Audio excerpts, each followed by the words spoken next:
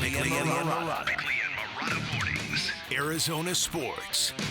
The local sports leader. Bickley Blast. Tonight's the night. A great night for a blowout. The perfect night for another basketball party in downtown Phoenix. Tonight, fingers crossed, is a second chance for the Suns to make a first impression. And they better. The Suns have a decided advantage in schedule. They've had a couple of days off to practice and push reset, while the Timberwolves arrive in Phoenix, having played the Warriors twice in the past 3 days. Everything about this game seems tailor-made to rekindle a bonfire around our basketball team.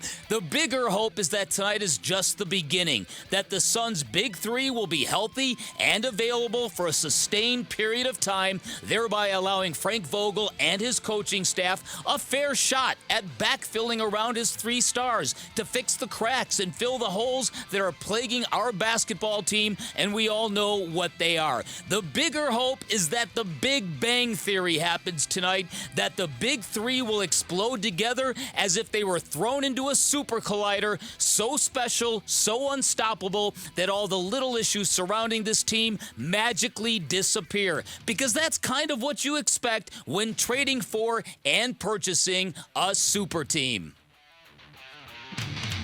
All right, today's Bickley Blast brought to you by my great friends at Chapman BMW, who make luxury attainable. Find them online at chapmanbmw.com. Yeah, you're looking forward to that. Just going to keep the defense honest.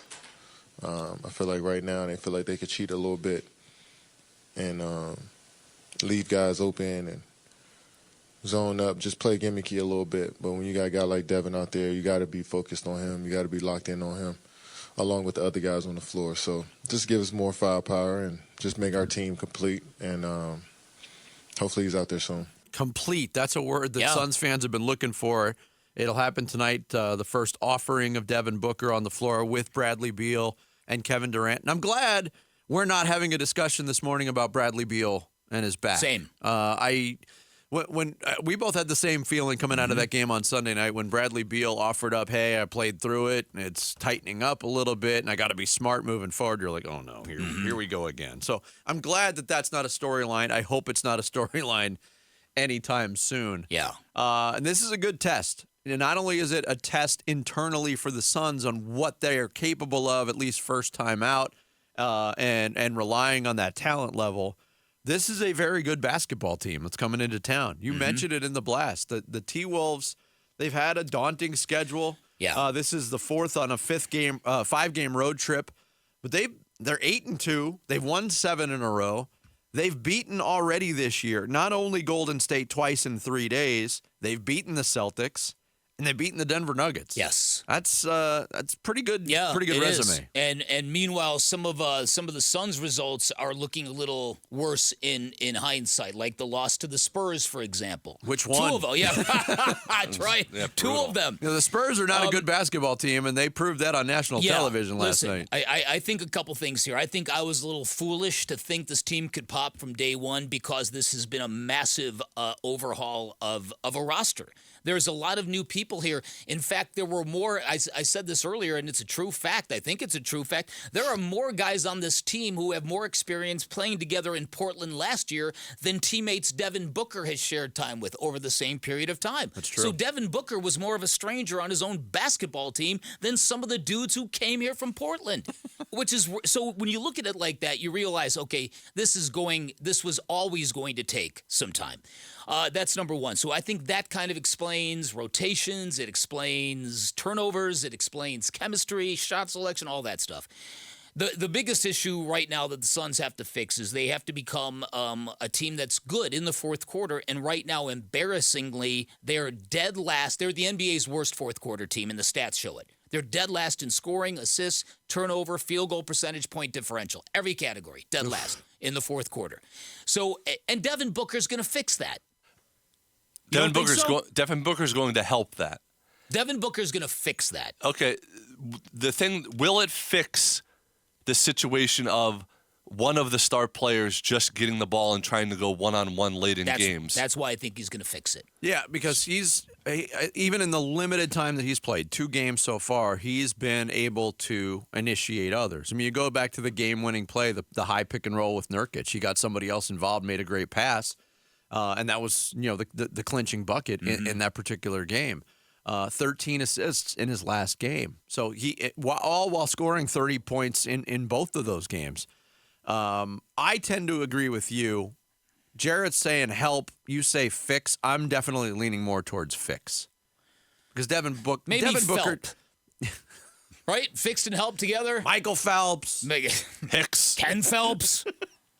Digger Phelps. Digger.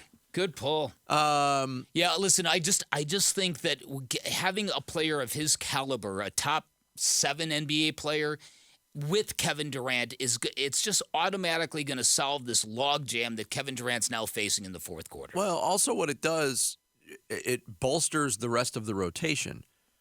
Beal and Booker as your starting backcourt. That means your 2 guards off the bench are Eric Gordon and Grayson Allen. That is a situation that a lot of teams would love to have. And Eric Gordon has shown glimpses this year, and he's supposed to play tonight. I think Grayson Allen has been very good so far. And playing roles that he was not expecting to play early in the season as a starting guard on the Phoenix Suns. Yeah. And he's been shooting the ball really well. So it starts to set what your expectations are for bench players by having everybody healthy. And I know there's panic, and this has not been easy to watch, especially for a fan base that has become accustomed to winning. But the preseason's over. Yeah. The season starts tonight. Yeah.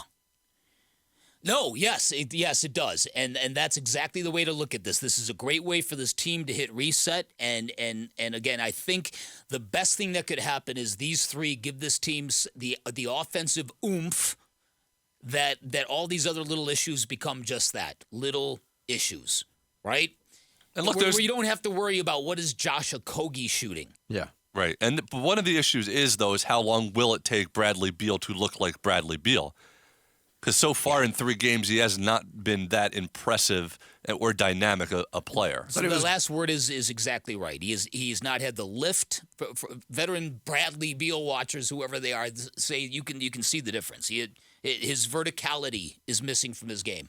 Yeah, and I think we saw it in the first half of the Lakers game on Friday, and that's supposedly when he tweaked something and played through it, and then played through it again on Sunday against the Thunder. But yeah, I think that's a fair assessment. You look at his numbers, 17 points per game, capable of so much more. Now, I don't think when it's all said and done, Kevin Durant's been hitting the 30 mark on a regular basis. Devin Booker's hit it twice in the 2 games that he's played. There's going to have to be sacrifice for this to work. You're not going to find those big, gaudy offensive numbers for all 3 of them on every night. It's just not going to happen. Yeah, I think that's a fair assessment, and I think that just having the ability to win a game tonight, to show some potential tonight, to get off to a good lead, to get the crowd engaged, and just make this the ceremonial beginning of the season. Because you do that tonight, it'll be really easy to forget all of the stuff that's happened in the rearview mirror. Get everybody excited for what this could be. Yeah, that's kind of the mission. I would be disappointed if tomorrow we are not talking in those terms. Like, oh, this is what we waited for. Beware, Western Conference. We're coming. And this is a tough one. Mentioned Minnesota, what they've been able to do. Again, they're 8-2. But they're going into a pretty manageable, even though they're heading out on the road after tonight, it's a pretty manageable stretch. Back-to-back games, 1 tournament, 1 non-tournament game against Utah, tournament game against Portland, the night before Thanksgiving, Golden State's in town, and then on the road at Memphis, continues to struggle, at the Knicks and at Toronto before they come home and face Denver. So an opportunity not only to get everybody acclimated, but maybe to stack up some wins before they hit a more crucial part of the schedule. Yeah, no, listen, exactly. I think that would be very, very good. Get this team some breathing room.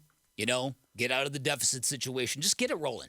Get it rolling. It's a good ramp, an on ramp to do this.